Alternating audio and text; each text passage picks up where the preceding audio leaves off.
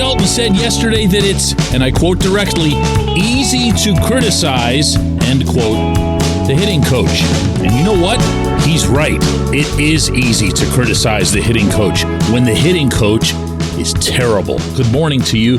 Good Wednesday morning. I'm Dejan Kovacevic of DK Pittsburgh Sports. This is Daily Shot of Pirates. Comes your way bright and early every weekday if you're into football and or hockey.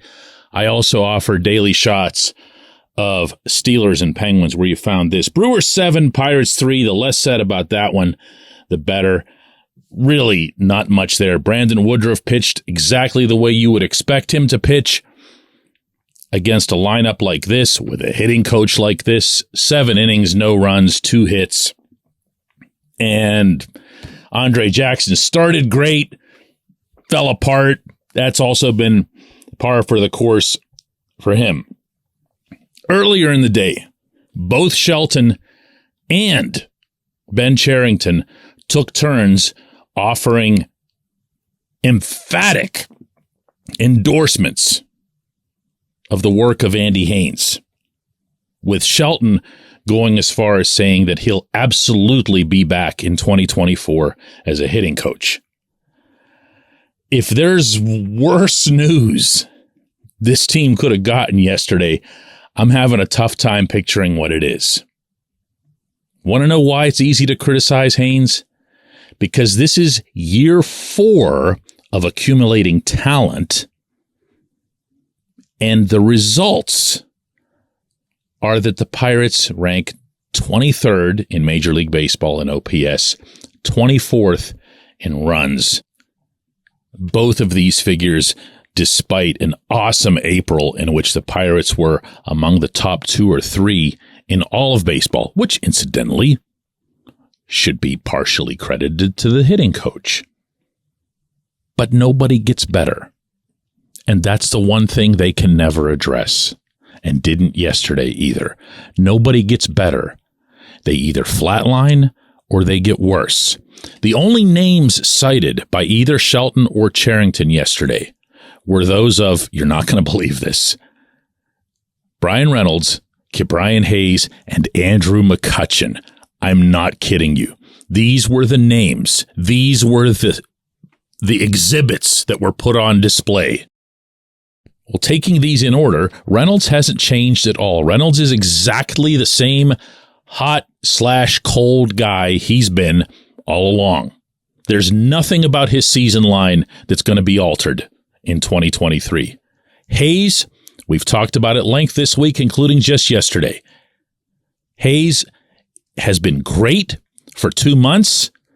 Hayes has been great since turning to John Nunnally, the hitting coach in Altoona, for tutelage. Yes, there was a time 3 months ago when Haines installed this toe tap. It worked for about 2 weeks. Hayes ditched it, and Hayes went to Nunnally. And that's where he's gotten answers for how he's hitting now. I'm not speculating at that. I have it straight from the athlete's mouth. And Kutch is so far beyond needing/using a hitting coach that for his name to come up is hilarious. So at the risk of repeating for you something that should be insultingly obvious to even a casual observer of this team, no one gets better. You can't name a single guy. Not one guy. And Cherington, obviously aware of that, had the following to say in, I guess, justifying this stance that they took. Cherington's exact words, "We know with young position players that it's not always going to be a straight line. We've had some good things happen with young position players." Parentheses, didn't name any. "We've had some guys struggle, as you'd expect. That's going to happen. All of the performance-related stuff, we see steps forward as a team and on an individual level. Aside from that, the other things we can look at are how relationships are forming. What's the culture in the cage? What are the things we're exploring? Andy, like many others on this staff, we believe is constantly looking for ways to get better, constantly pouring into relationships with players. I can't keep reading this. This is the This is the person running baseball operations. This is who you got. He's doing anything and everything and saying anything and everything to keep into place a hitting coach who subscribes to his hitting philosophy, meaning Cherington's. That's why Cherington got rid of Rick Eckstein, who actually did have results with several players, because Eckstein's approach wasn't anywhere near as passive as the one Cherington prefers. They love to see the starting pitchers get worn down. They love to see their hitters take, even if the bleeping bases are loaded. So Cherington's got his guy, and it would be way too much of a pain in his rear end to go find another guy, so he keeps this one, and he stands in front of everybody and has his manager do likewise. And by the way, the manager's completely on board with this same trash hitting philosophy, and they expect you to be dumb enough to buy it. And they can't name a single player at any level who's gotten better. And I'm not talking year over year. I'm talking about at any stage of anything. The one pattern that you do notice as it relates to Haines is that a young player will get hot, meaning in the minors, they'll come up, they'll stay hot for about a week or two, and then all of a sudden they start taking pitches. They just start watching strike three go by, even if they've never done that in their baseball lives. And if Cherington acknowledges that, then what Cherington will also be acknowledging is that it's his philosophy on hitting that stinks, not necessarily even the hitting coach who happens to share it. So if he were to dump Haines, like right now, just say, Andy, you're out of here, he'd bring in Andy Haines too. This is real stuff. Losing to the Brewers 7-3 last night is just a little sideshow. This is stuff that affects the future of the franchise.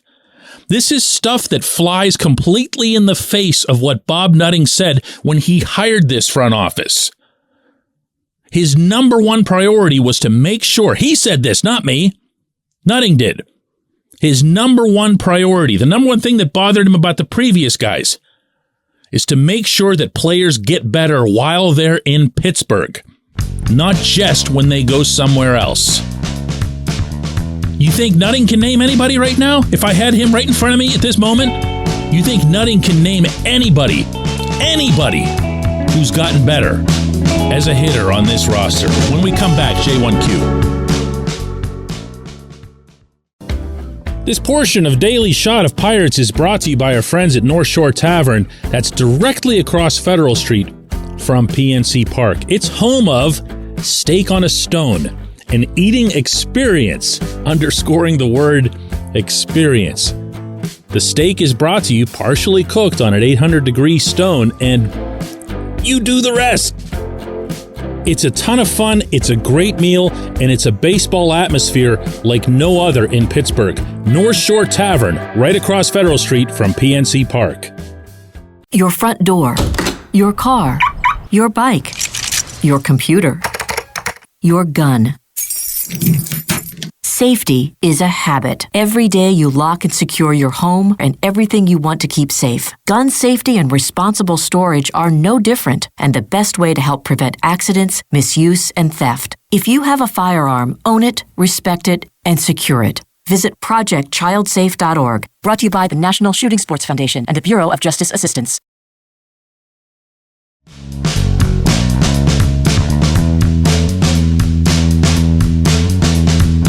Today's J1Q, you know what, before I even get to that, you could tell I wasn't going to be done, right? I'm going to read this part of this Cherington quote again. What's the culture in the cage? What in hell is that supposed to mean? What's the culture in the cage? How about just looking at the ice cold results right in front of your face? The culture in the cage. I have a cue here. Let me find it. This is just, every once in a blue moon, you will think to yourself, this is going to get better and this is going to be, more fun to cover, whatever else here. And then a day like that happens where all this stuff that I've been talking about with you for months just gets exposed for everyone to see and hear. Like, I hear it all the time, so I was surprised by nothing yesterday, least of all that they're coming back. I've been saying that to you again and again. There's no chance they're getting rid of either of them, meaning Andy Haines or Oscar Marin. Sam asks, DK, what is your take on shutting down Paul Skeens for the season? Are the Pirates trying to baby him? Are they afraid of an injury? Are they not wanting to hurry him to the big leagues because of the dreaded Super 2 status? It sure would fill seats in September that normally aren't. Sam, I respectfully, I wouldn't care about selling seats in September. That shouldn't be anything that plays into anyone's development. And I said before Skeens was drafted that if the Pirates were to take him, that he should be shut down immediately because of the 130 innings that he threw at LSU, because of the heavy concentration of those innings during the College World Series. I was and remain in complete support of Cherington and his staff's management of Skeens to date. Now, that said, Skeens was part of the TV broadcast a couple nights ago. I didn't hear it because I was at the stadium covering the game. But according to a few observers, this sequence on television didn't go all that great between Skeens and the announcers, as he was being asked questions that he really didn't have answers to. He was supposed to be starting. He'd been announced as the starter, actually, Thursday in Altoona, and suddenly, the very next day, even though Skeens was supposed to be ramping up to 20 total innings, he was cut off at 5, 6? So something happened.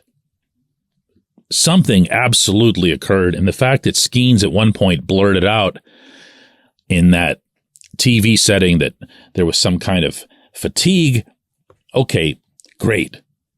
So whatever. They shut him down. They're dishonest about it the day after. That stuff is, again, I have no problem with the handling of him as it relates to innings. And honestly, I don't care all that much about how the thing was handled from a PR standpoint yesterday. That's not my area. It's not my concern. However, here I go again.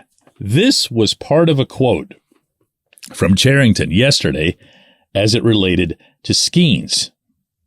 Ready? Okay, this is about his progression since he's been with the Pirates. Quote, experiencing affiliated baseball, the schedule, the travel, the routine, he checked that box at 2 or 3 different levels. There was some pitch design, working on a slightly different shaped breaking ball, working on a 2-seamer a little bit more than he had toward the end at LSU. There were some pitch design things. End quote. Say what? Who in this organization thinks they're going to take kid, literally just done with college, done with pitching on this high stage, and say, we're going to work with some pitch design things with you. A different shape to the breaking ball, adding the sinker. He just got here. And they've got him going. It was supposed to be 20 innings, and now it's 5, and then he's done. The next time he's going to be gripping a ball on a mound will be next spring in Bradenton. But they already were working on pitch design? This is stuff that gets you laughed at throughout the industry. This is the kind of stuff that I hear from other team scouts and so forth who just say, can you believe they're going to do this? And whenever Skeens was drafted, and this was just one scout, so don't take it too far, who was joking with me that they're going to have him throwing 92 in no time, as opposed to 102 in college. Because everybody's got to put their paw prints on everything. That's your worry. My friends, I am not overreacting to poor development / instruction, because you can have all the talent in the world. You can draft your Paul Skeens. You can watch Termarr Johnson hit another moonshot like he did yesterday, and you can get all excited about the skill level of those players, and it doesn't matter if they're getting screwed up before they get to Pittsburgh or once they get to Pittsburgh. I appreciate the question. I appreciate everybody listening to Daily Shot of Pirates. I can't begin to imagine why you do, but we're going to have another one of these tomorrow.